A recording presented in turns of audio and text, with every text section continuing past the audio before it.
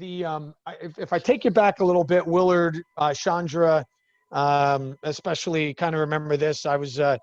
We've studied various sciences of peak performance and various sciences of leadership and how people are wired, and we were trained in something called human needs psychology, and one of the things that we learned over and over again, and we saw example after example after example, is that people will violate their values in order to meet their needs. And it's one of the top conflicts we as people deal with. And of the top 6 human needs, and I'll go through them, there are 2 that above all else are survival needs.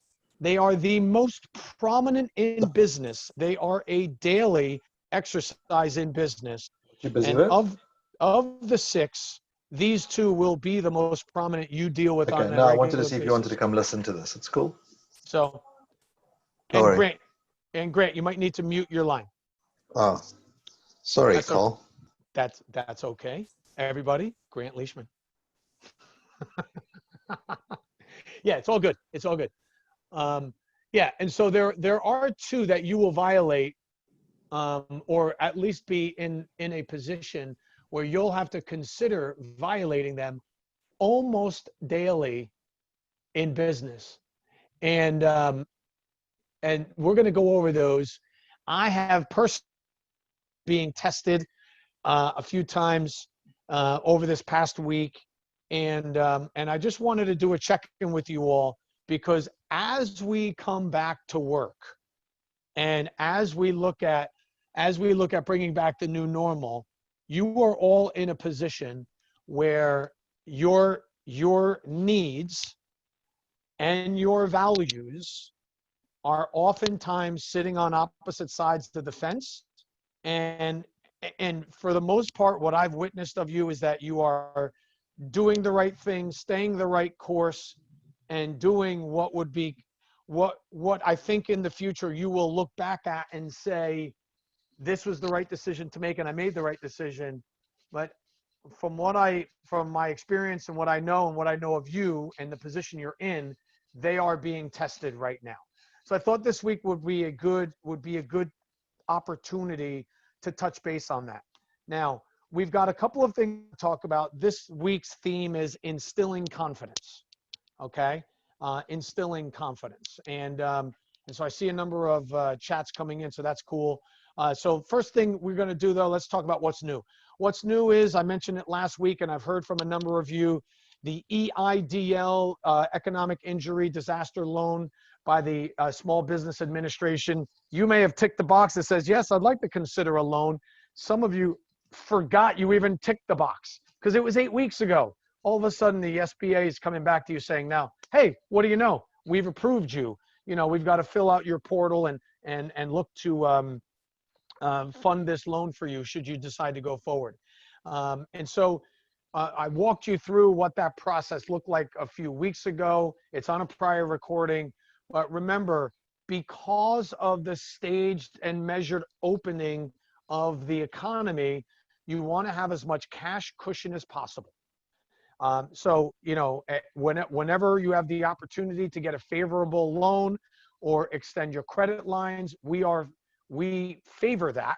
And so by and large, we are all for you going after and getting it. Let's just make sure we talk about it, because this one does have a personal guarantee. This one shows up on the credit report. If you're going for any other funding, this will play into that mix. So you want to just make sure of that. Okay. So cases continue to trend downward. One of the very positive things about the reopening thus far has been that cases, hospitalizations, and deaths have been flat to trending downward even as things open. We do have another week and a half or so, the formal Memorial Day opening in some states, especially on the East Coast and especially the beach states. You know, we've opened up in New Jersey, especially New York, have opened up their beaches and their parks and over the next 2 weeks, because that's how long this virus tends to incubate. we're going to find out, that should be the real litmus test as to whether the economy is going to continue in its, whether it's going to continue on its path or not. But during this time now, we're on the precipice of getting back to work full time, repopulating our offices, deciding on employees.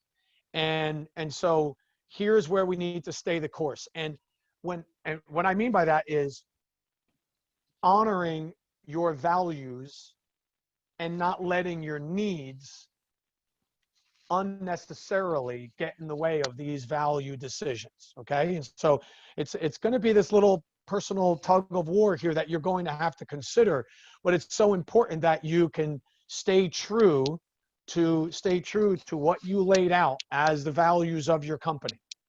All right. I was sitting through a wealth and asset protection presentation and by an attorney who specializes in this. And she was saying, listen, guys, you see how I've laid out this entire matrix of how you protect your wealth and, which entity, where does the money flow through and why you start an entity here and why you start an entity there and why you do all this. At the end, she says, listen to me very clearly, every one of you, honor thy structure.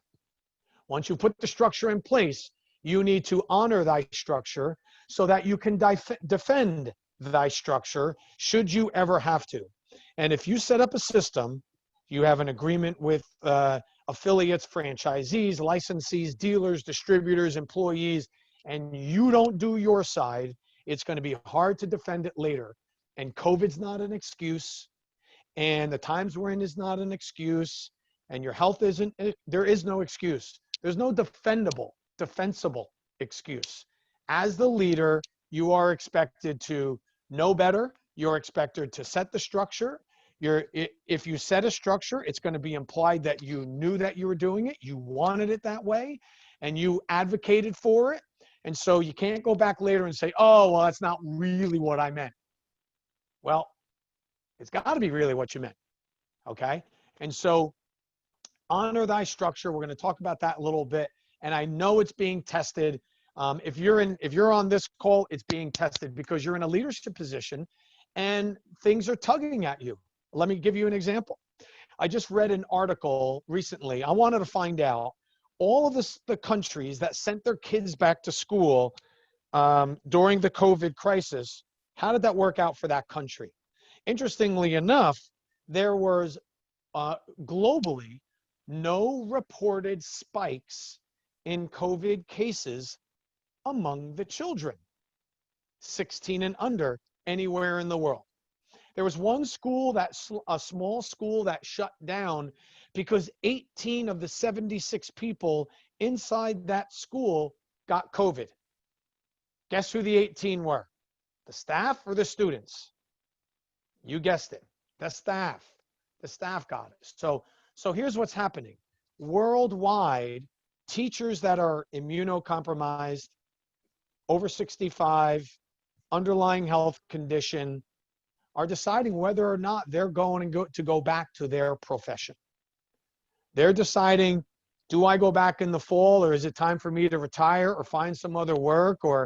But me going back and sitting in a classroom 8 hours a day with, rotating 30 kids every day, where 200 some odd children walk through my office. That means walk through my room. That means 210 kids from 210 families with 420 parents with siblings and everything they may have picked up and they're going to flow through my classroom.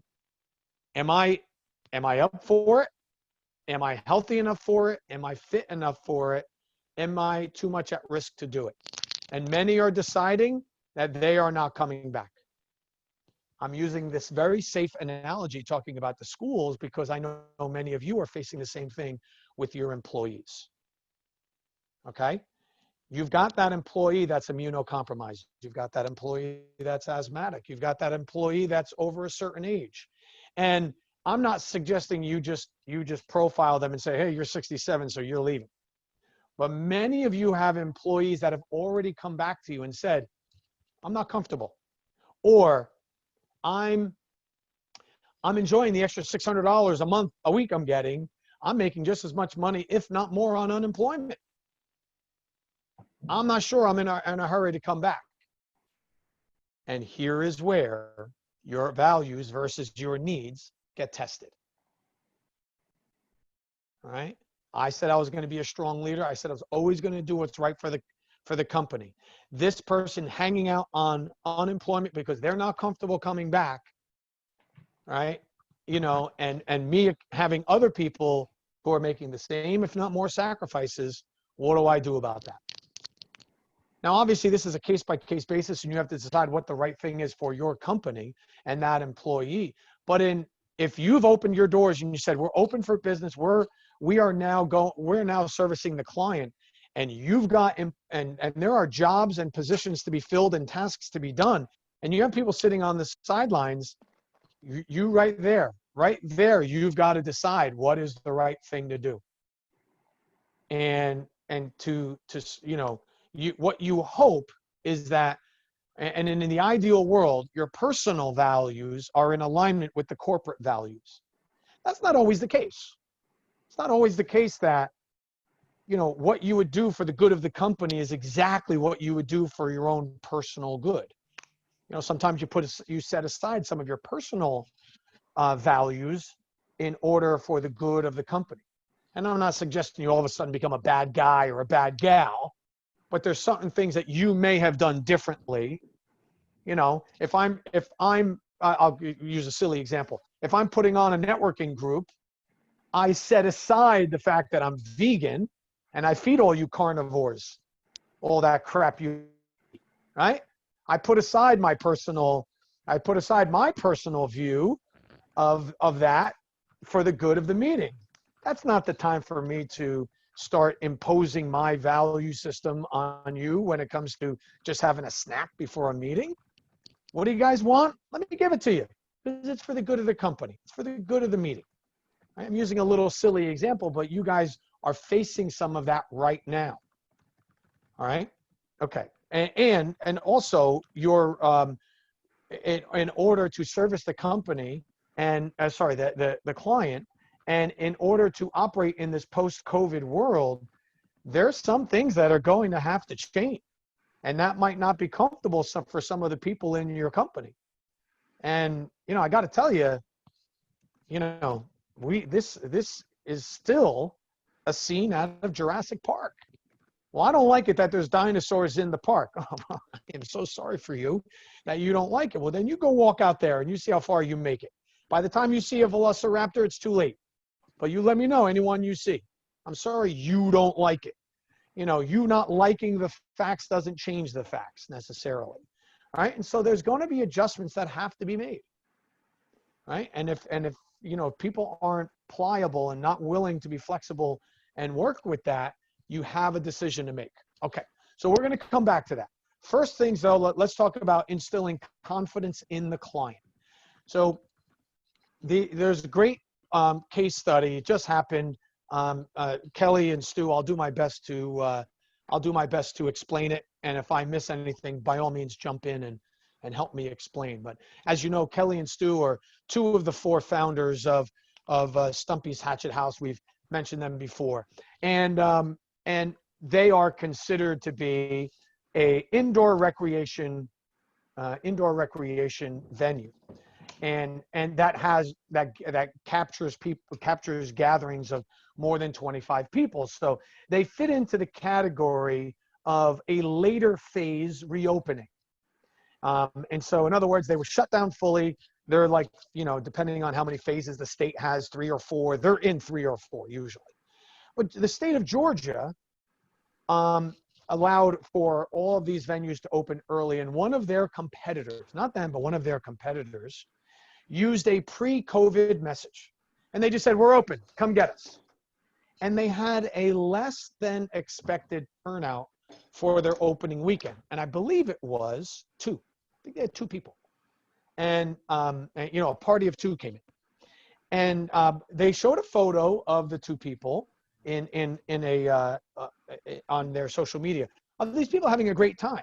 But the CEO went on national broadcast news and said, our reopening was a disaster. This has long-standing repercussions for the hospitality industry. And he went on and on and on. And I remember reading it thinking, oh my God, it was like a train wreck you could watch happening. You could see it going, you want to stop it, and you wish you can jump through the airwaves and stop the guy.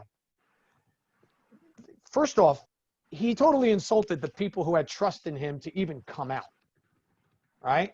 And so he was very negative towards, not towards the people themselves, but towards the turnout. In other words, he was focused more on who didn't come rather than who did come. And he made this whole, he made it all about, it was all about COVID. And I remember reading that and saying, that was irresponsible. I think he did his company a disservice. I think he was making himself look good, trying to make himself look good. Let me get on news, all PR is good PR. And quite frankly, he stuck his foot so far down his mouth, it came out his butt. I mean, I thought that was, horrible what he did. And we made a big deal about that in our reopen preparation for Stumpy's. So fast forward, Florida is about to open. And so one of the locations is Cocoa Village. And so we said, hold on, what is the post-COVID message? And so we put out communication that said, you can have a private experience for as few as 5 people. Where normally it would be larger, and if you wanted a private space or you wanted to rent out the whole venue, there would be. Julia? You just go in and get my sweatshirt with the hood with the new. Oh, that would be your wife, darling. Oh, Carl, can you unmute yourself? I muted everybody. Carl, can you unmute yourself? Yeah, sorry, I had to get back to gallery view to get my mute button. Thank you. Okay, cool. All right, let's go back one. So we said, oh, hold on a second. Then one more. So we said, wait a minute, what is the post-COVID message? What's going to resonate with people? Well, some people are a little skittish about being around others they don't know right now. This on the very first weekend, you're allowed to come back and work. So we said, let's offer a private experience. Let's at least advertise it, and let's allow it for smaller groups than we normally would have. And that kind of goes into contact-free, and I'll talk about flexible consumption in a moment, because it plays into this theory of the small indulgence. I can have a smaller group and still have a private experience where I normally can't do that. All right, so what happened?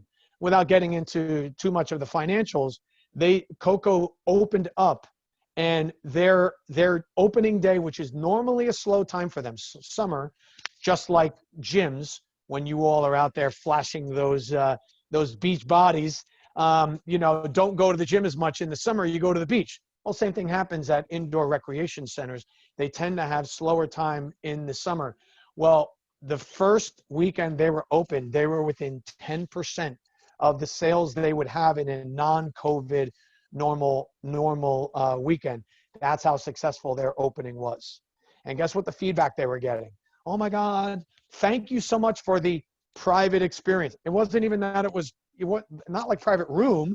You didn't get a private party, you got the private experience. They had the right messaging, they instilled confidence. Oh, and they had cleaning schedules and cleaning products everywhere. Sanitizing products, they were in the bathrooms once an hour, filling out the form, I just checked the bathroom, and they were getting all sorts of great feedback about the cleanliness, the sanitizing, the private experience, and how hard the owners, who were there, by the way, worked the entire weekend in order to make sure everybody felt good, right? So if you instill confidence in the client that you are following, at least at a minimum, whatever the CDC or recommended guidelines are, you're sanitized, you're socially distant, right? You have messaging that is relevant to your clients. We need to, if you do that, you will see a much more positive response to your reopening. Kelly, how did I do? Did I explain that well enough, or is there anything else you'd want to add in? You did great. And I just want to say that Cocoa Village had 73 customers their first weekend, which was Memorial Day weekend, which was amazing. And they're continuing to sell the private experience, and they're doing everything right, thanks to your guidance. Right. Oh, well, thank you. They took it and ran with it. So in the center of Atlanta, the competitor could get 2 people over their reopening. Cocoa Village, much smaller area, had 73. So you see what I mean? It's, you know, we do have a lot more control over what our reopening is like than we think. And I, you know, right now, like I said, I love the way you guys are stepping up, and your leadership will be tested as much as anybody. You know, and I was talking to a business owner that's got a business in Greenville, North Carolina, and he's like, "Hey, Carl, sorry for the noise. We're boarding up the front." You know, if you could believe in this environment, we're still dealing with this, but he's boarding up his storefront because of the protests that are going on, and he just doesn't, you know, he's trying to avoid his place being looted or damaged. So, you know, more than ever, it's easy to compromise on our values. So while I'm going to ask you in about 15 minutes, which value, your corporate value of yours right now is being tested the most, and what action you're going to take to make sure that you stay true to it. So if it's been a while since you've pulled out your core values or your guiding principles, take a moment, scroll through, and I'm going to ask you that question in a moment, which one is going to be tested? And so we could share how we as a group are going to stay solid on that. So you need to, whether you like it or not. I've heard it from some people. You know what? I'm hearing some of my customers complaining about the fact that they got to wear masks. I get that, but you still, you still have to honor the fact that some people are going to want to know that you're providing it. All right. You know, someone said to me, I think I'm going to die of Clorox before I die of COVID. You know, I think I'm more worried about that. All right, I get it, but that doesn't mean you hide the hand sanitizer. Right? Remember your clientele, and make sure that you're at least making the environment safe for them to have the best experience possible. Whatever that is, whether that's you're at e-com or you're in-person service, product, doesn't matter. You got to make sure that you're taking the most precautions, okay? Because not everybody's ready to go back out into public. Not everyone's out there, okay? So that's why I put as the last 2 things is, and the other thing I'd want you to consider is flexible consumption. Remember I told you we helped Eddie from the Real Housewives of, you know, Orange County. We recommended to him that he open his gym on offering a 1-hour membership. 1 hour. You could buy a membership for an hour as a way to test out, take a class and see if I like it before making a commitment. All right. This is the same thing. People are going to take a step outside. If they feel good, they're going to take the next step. If they feel good, they're going to take the next step. If they feel good, they're going to take the next step. Right. You need, regardless of what business you're in. So if you're e-com and you just ship products, you know, let people know. All of our operators wear gloves and they sanitize before they handle your product that goes in that box. You know, the pizza companies are doing a great job of this, by the way. After that pizza goes in our 450-degree oven, they show the pizza coming out on the tray or the large spatula, I don't know what it's called, a pizza holder thingy, right? And goes into the box without anybody touching it. And they show them put the pizza in the box, rolling the box over. Nobody touches that pizza once it goes in the oven.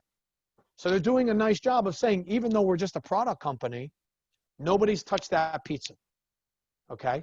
So they're trying to mitigate the risk. And so we need to get across to the customer, you can trust us. All right. You know how, before you would loan somebody money, you want to know what their background is, right? So you could trust them to pay it back.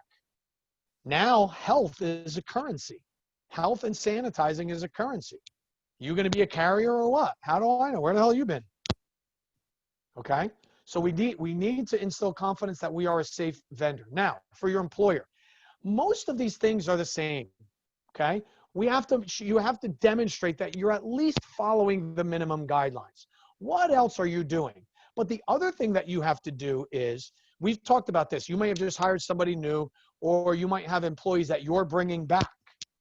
You know, you're saying when the time is right to bring them back, they need to know that, all right, listen, if I'm coming off unemployment, if I'm going back to you, I got to know, are you really in this for the long haul? Are you really going to do whatever it takes to make sure that you stay open? Are you fully committed to opening, servicing the client, and not backing down when it's uncomfortable for you? If you're mandated, you're mandated. I mean, so you play it out, you follow the guidelines, you make sure that it's trending in the right direction for your business. But once open, your job's to stay open no matter what. So let's instill the confidence that you are making that full-on commitment no matter what, and share with them the steps that you're taking. Okay? So I can keep going with examples of things that are working and people who, and I don't think I could say it loud enough or long enough, but people that are using a pre-COVID message with their employees and with their clients, you're going to have the roughest road. We want to have post-COVID messaging to employees. Here's how our office is different. Remember, many of you have done this already. Well done. You photographed the before and after. Here's what the office looked like before. Remember that? Here's what it looks like now. Here are the steps we're taking. You're showing the effort. Okay? So make sure that you're instilling that confidence in them. Okay? All right.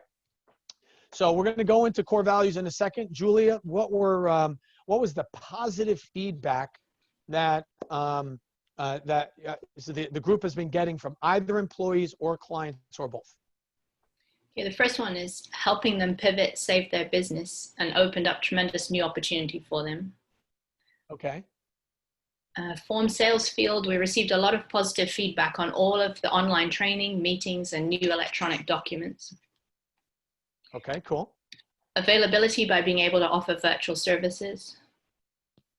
Great. This one, employees, we can do more with less. Clients love our new entertainment series that you, Carl, inspired. In-flight coffee and the making of series. Great, awesome. We've heard from customers, friends, and franchisees that they appreciate how we've kept a positive attitude and helped them stay positive. On that note, I remember Dave Strack and Bill Donnelly will remember, and Alan Berger will remember this from our days back in the Institute for Independent Business. So I was the director of a global mentoring for this company, and called the Institute for Independent Business. And anyone who aspired to grow a consulting or coaching business would come through this program. And then when they left, as part of the program, the marketing department would give them set 10 appointments with them, with business owners who said they want to grow their business. And then it was our job, the mentoring department's job, to help these fledgling and new coaches and consultants close those projects. And what was funny, it was a pretty aggressive program. It was a first call close. You had to sell a 1-year consulting package that was $30,000. This is a total stranger, by the way, that you just met. And you had to walk out with a 2-month deposit. That was the sales system. So you can imagine the non-sales people were like, what? When they learn this thing. So anyway, they come out and they get 10 appointments.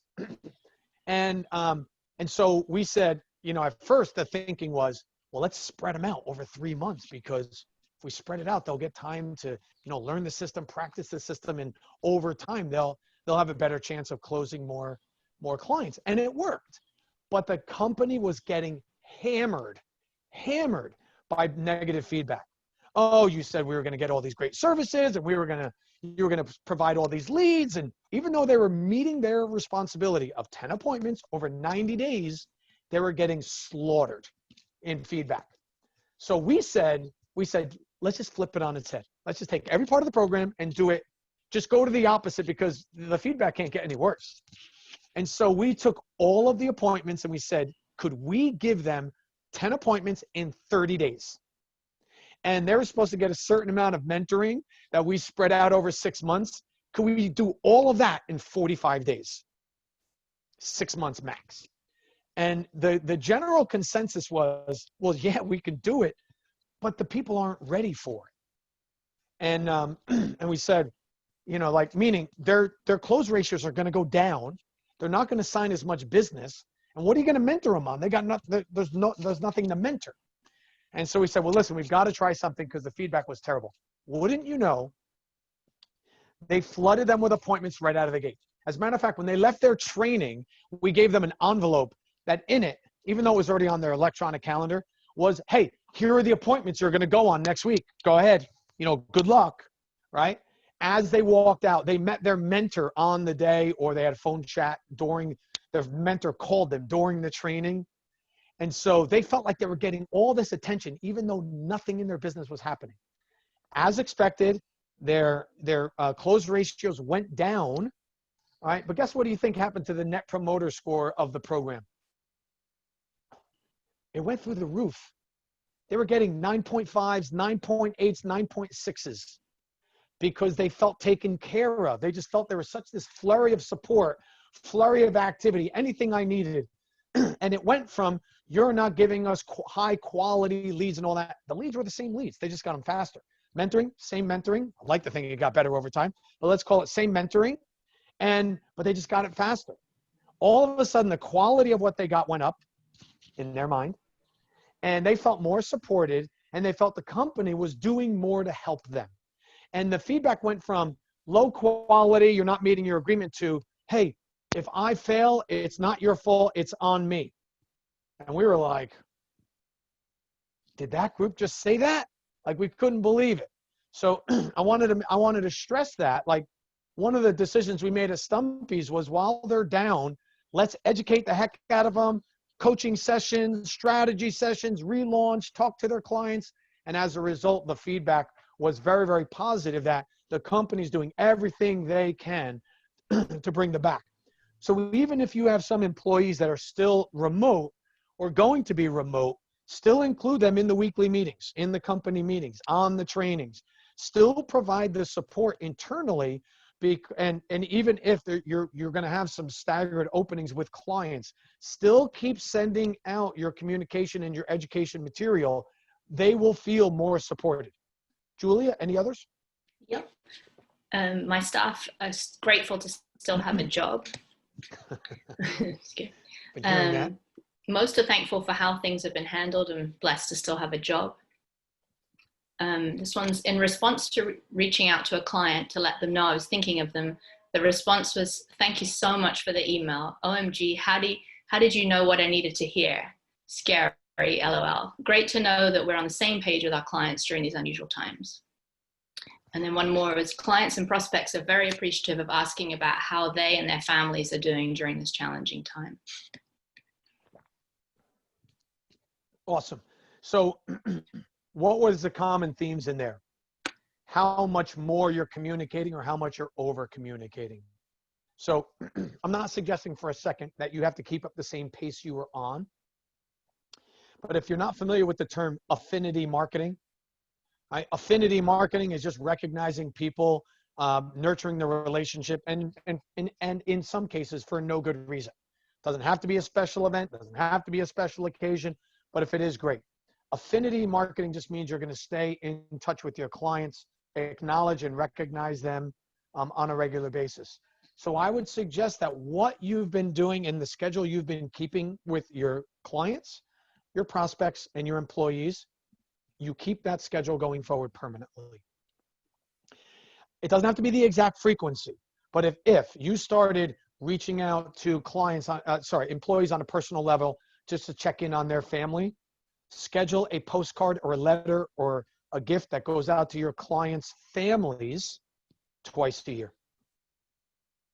If you've been sending something out just to check in with your clients, as an example, put that in the calendar as well. We've gone to a quarterly frequency. We are still getting thank yous for the brownies next summer. And rumor has it, last summer, and rumor has it, the brownies were such a big hit. I don't think Melissa's on this call, but the brownies were such a big hit. I think they're going to make a return appearance. Same thing. You know, if you send something out to prospects, like if you called your prospects, even though they weren't buying right now, just to check in, see how they're doing, make that a practice.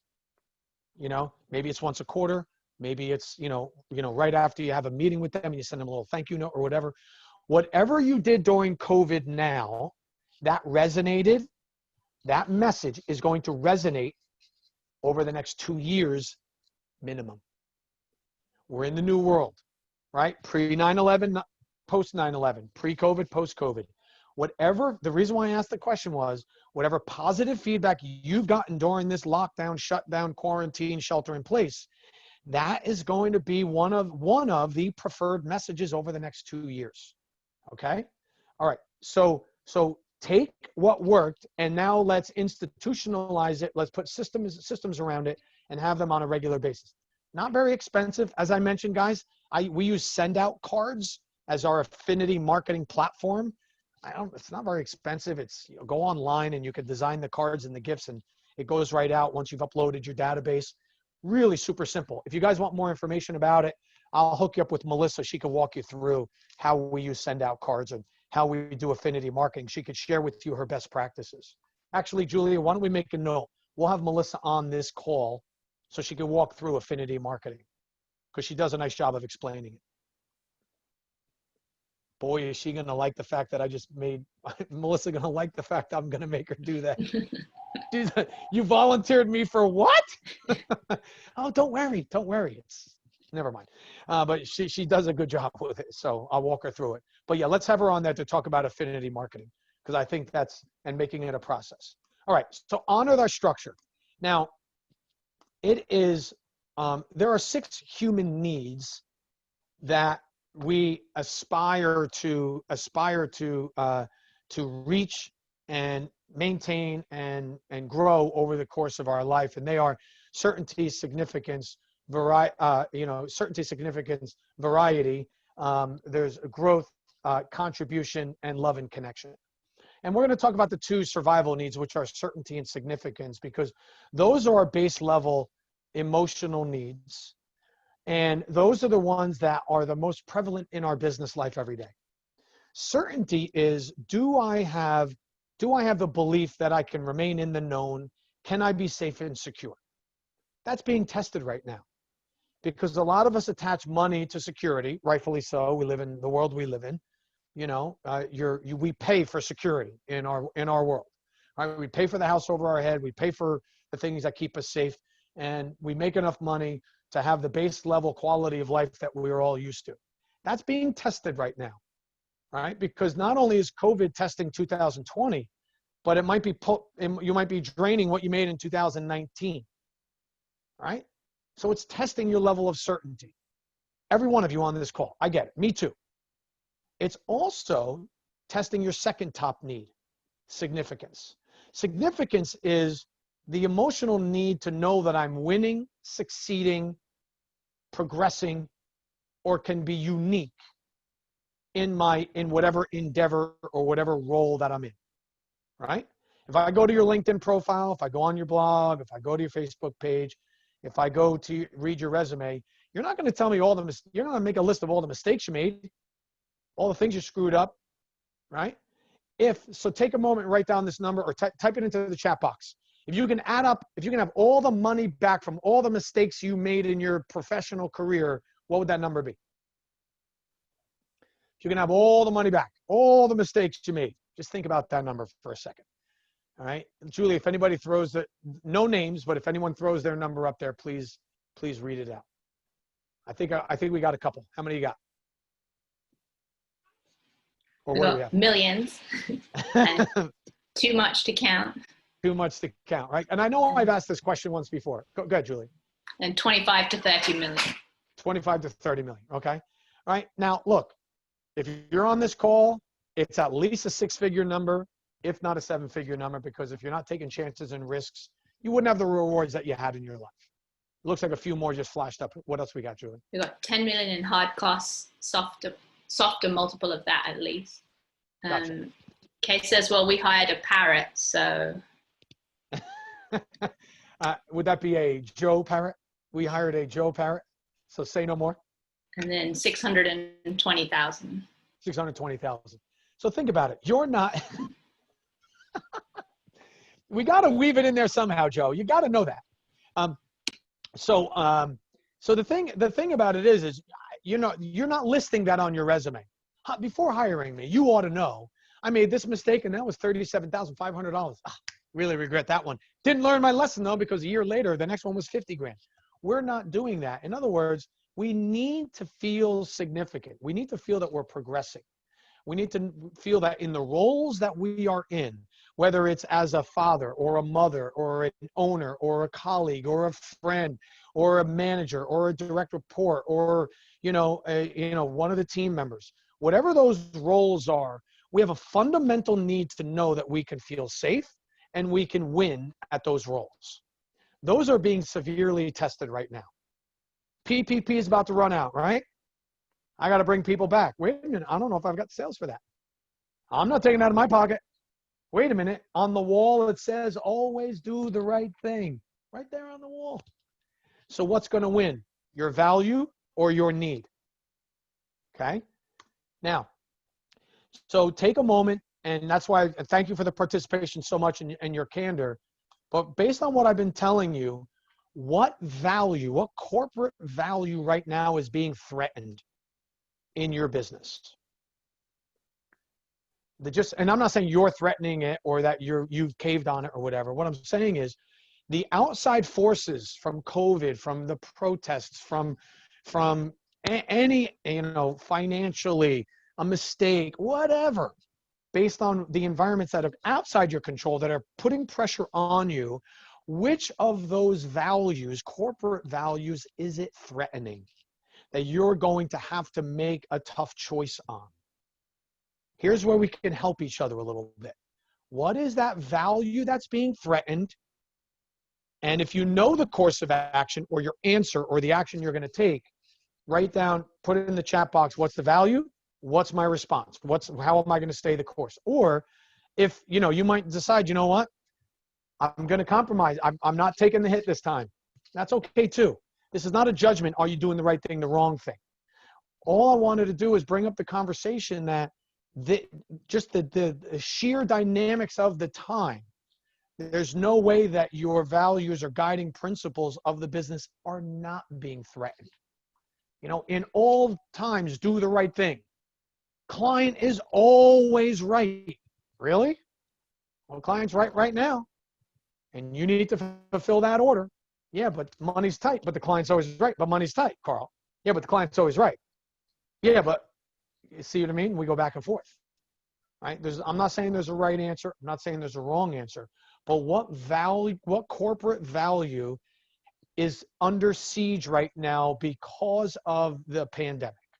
All right, so let's take some examples. Julia, what do we have so far, if any? We have one, the social throwdown used to promote communal interaction. Now we'll focus on private experiences. Great. So the very nature of the launch of the business is under siege, right? So think about your corporate values, respect, integrity, honesty, truthfulness, having fun, creating a great experience. What of those, if you'd like to, please share, what are some of those corporate values that are being tested right now, or that you are trying to evaluate how specifically that you need to respond to? We have one more, teamwork. Teamwork. Okay. So that one's being threatened as well, because now we're going into a remote or virtual environment. Okay. So to the extent that you can, guys, it's a hugely hard decision to make. You've got to decide. We've talked about this at some point or another about living a life above the line. In other words, creating a set of standards that are non-negotiable, you don't go under, and you have to remain above the line, meaning we have a minimum standard. We are going to operate and do everything we can to stay above the line no matter what.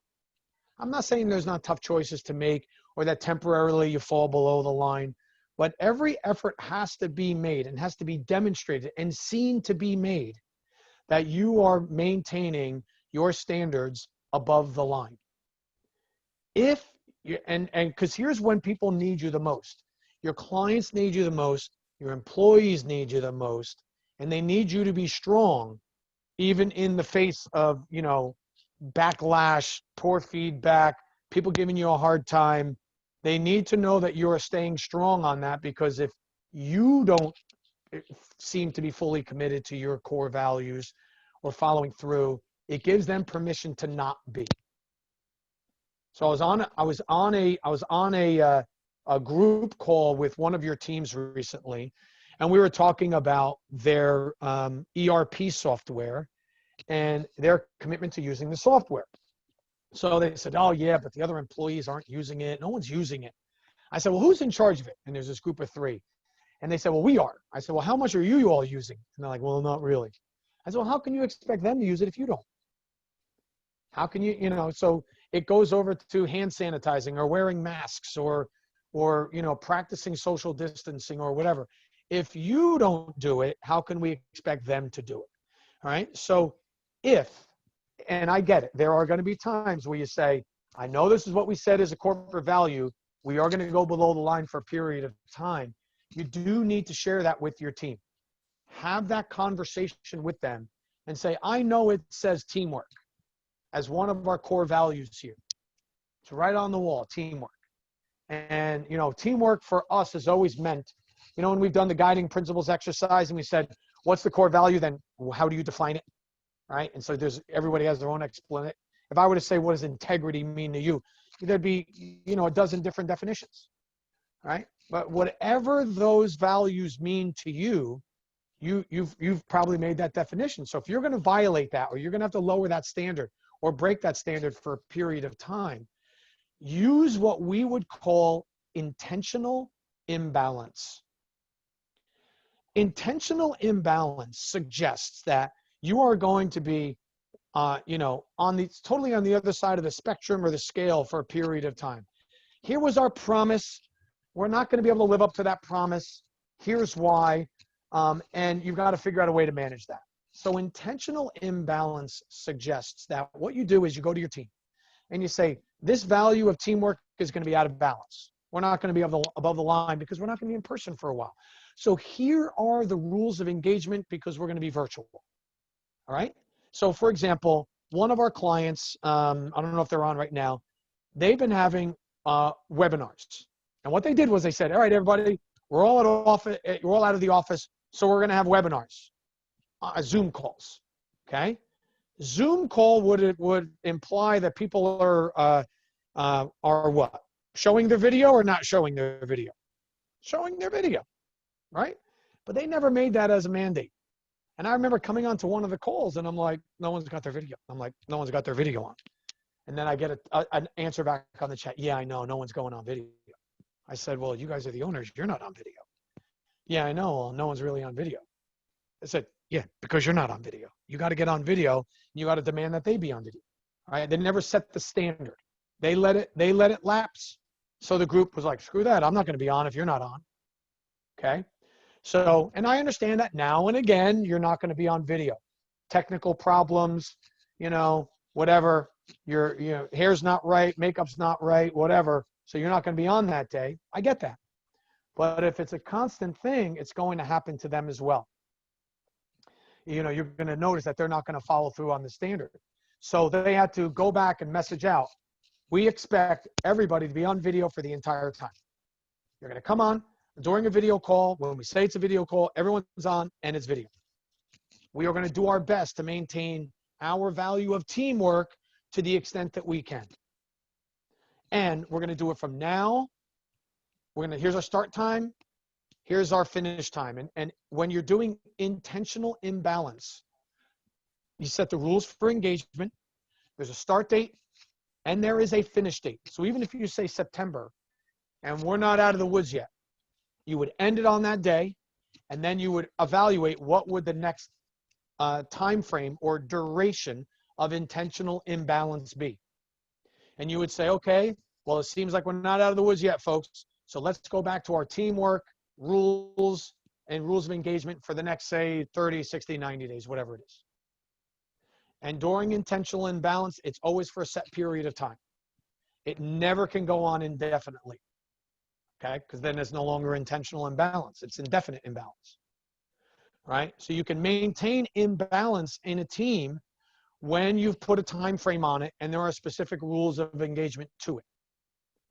That puts both certainty and significance into your team because they know what the structure is and they know how to win that game.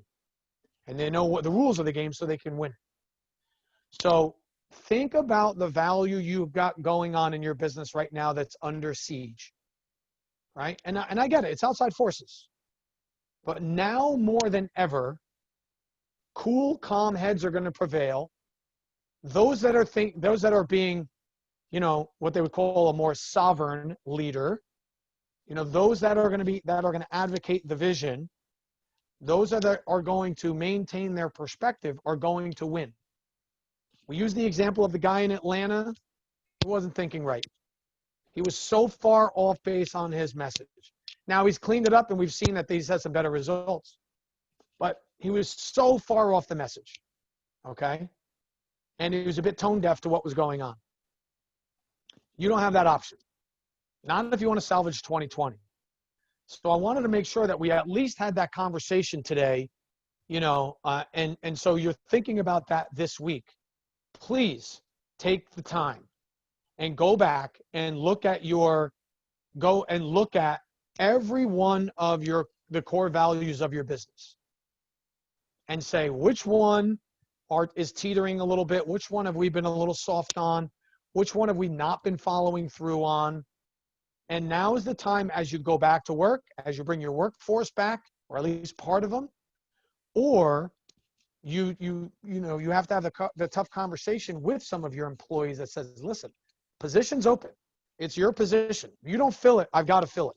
But this whole unemployment thing, this whole you doing whatever, I get it. You make your decision for your choices, but I have to take care of the business as an entity.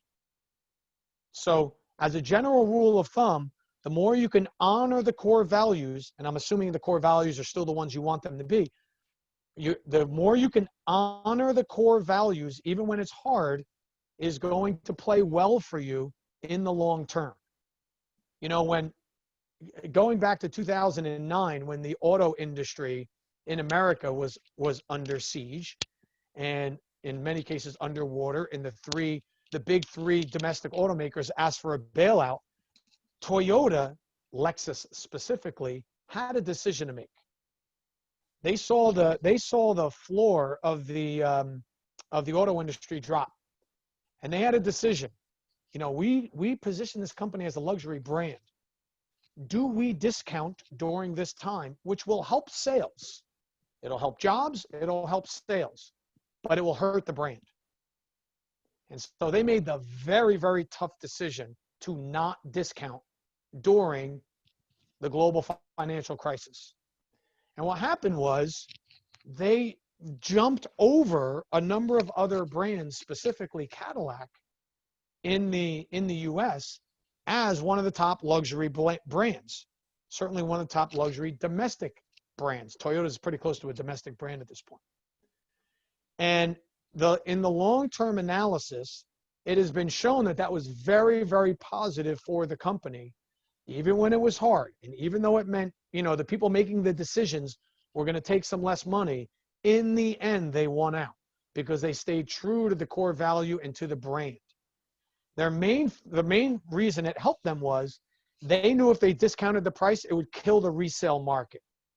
But if they maintained their price and didn't discount, it would fortify the resale market as much as possible. And that's turned out to be the case. Now, fast forward, Lexus had some quality problems a couple of years ago, so they've had some other issues. But from 2009 to say 2015, 16, before they had some quality issues, that decision to maintain true to their values and not discount the brand played very well. Look at what Men's Warehouse, when they bought Joseph A. Bank, what happened there? They discounted a luxury brand, and they've since admitted that they may never get the brand back. Okay, they made that decision, they discounted, and it was good in the beginning. Oh, wow, I can get a luxury suit at a cheap price, but then they became the cheap brand. And they have admitted they killed a luxury brand, and they may never be able to get it back. So I wanted to make sure that we had this conversation today. I'll wrap up on this point because we're at the top of the hour. As close as you can get to maintaining your core values. And I know for all of you, there's at least one under siege. If you guys want to talk about it with your advisor, your coach, or me, or whatever, let's make sure we have that conversation. I've had a few of these conversations this past week, right? Especially if there's any particular pressure that's being put on your business, right? So if you want to talk about a way to how to navigate that, let's do that. Don't make a decision, you know, a knee-jerk response or an individual response without getting some sort of outside perspective, whether it's from us or somebody else. But make sure you at least run it past somebody. All right? So I'll leave it there. Once again, guys, we're in the month of June. You know, the 50 states are open, more staged openings throughout the country. Our job is openings are happening. We got to make sure we stay open. So we've set the agenda for the week. Really appreciate the leadership that you have demonstrated so far. So stay with it. Let's talk through certainty and significance. Make sure you guys are comfortable that there's a solid match and you're on good footing as it relates to maintaining your values. And I did forget, if you haven't filled out the form, it'll go out tomorrow again. There's the link. If you want an introduction, we've been making introductions and they've been working good, guys.